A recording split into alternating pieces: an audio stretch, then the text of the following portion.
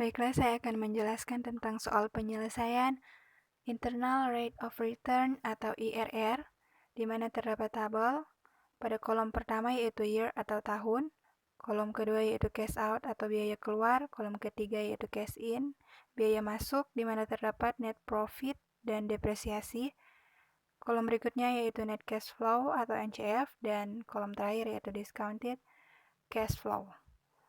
Jadi pada kolom pertama ini diisi tahun, dan kita bisa lihat bersama bahwa cash out, cash in, dan net cash flow atau NCF-nya sudah diketahui, di mana rumus NCF yaitu cash in dikurang cash out. Jadi net profit ditambah depresiasi dikurang dengan cash out.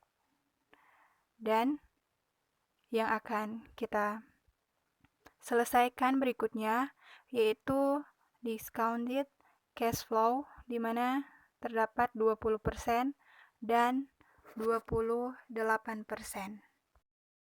Untuk penyelesaian DCF 20%, yaitu pada tahun pertama didapat dengan rumus 1/1 tambah 0,2.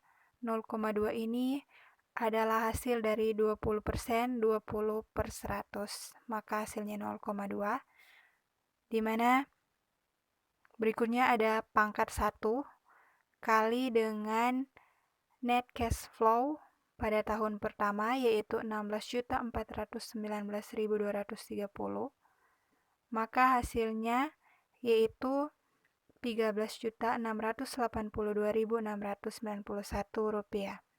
Dan untuk penyelesaian pada tahun kedua, rumusnya sama, tapi yang membedakannya yaitu pangkat. Jadi, jika tahun kedua, maka pangkatnya harus 2, begitu seterusnya sampai dengan DCF pada tahun kelima.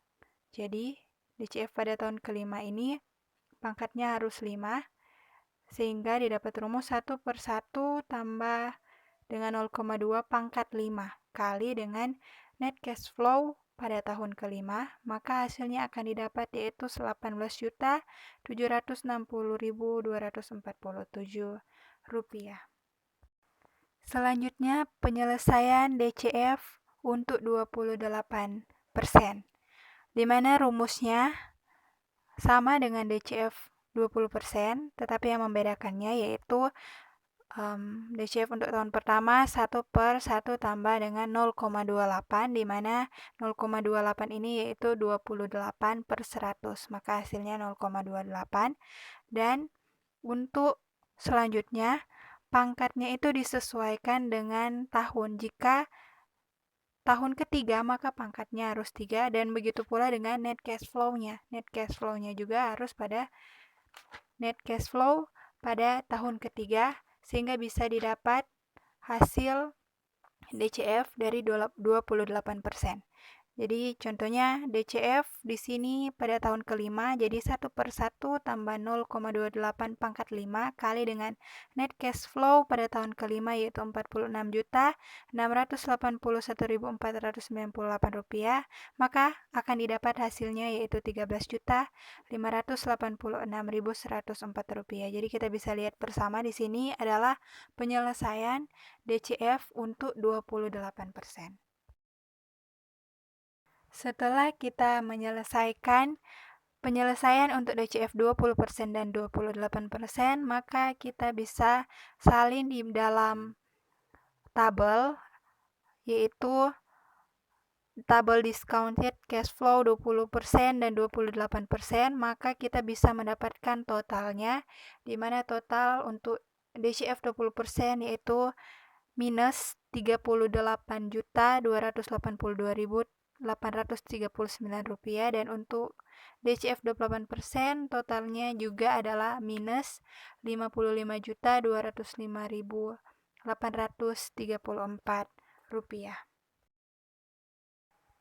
Dan sekarang kita dapat menyelesaikan IRR atau Internal Rate of Return, di mana rumusnya yaitu 20% ditambah dengan total DCF 20% per total DCF 20% kurang total DCF 28% dikali dengan 28% kurang dengan 20%. Maka kita bisa lihat bersama hasilnya, yaitu adalah 1,9% untuk internal rate of return. Kesimpulan pada saat ini bahwa IRR lebih kecil daripada MARR, yaitu 1,9%, lebih kecil daripada MARR-nya, yaitu 24%. Jadi berarti proyek atau bisnis ini rugi atau tidak berkembang, karena seharusnya IRR-nya harus lebih besar dari MARR, maka bisnis itu pasti bagus. Tapi kesimpulan pada saat ini bahwa IRR-nya lebih kecil daripada MARR, sehingga disimpulkan bahwa proyek ini tidak bagus atau tidak menguntungkan.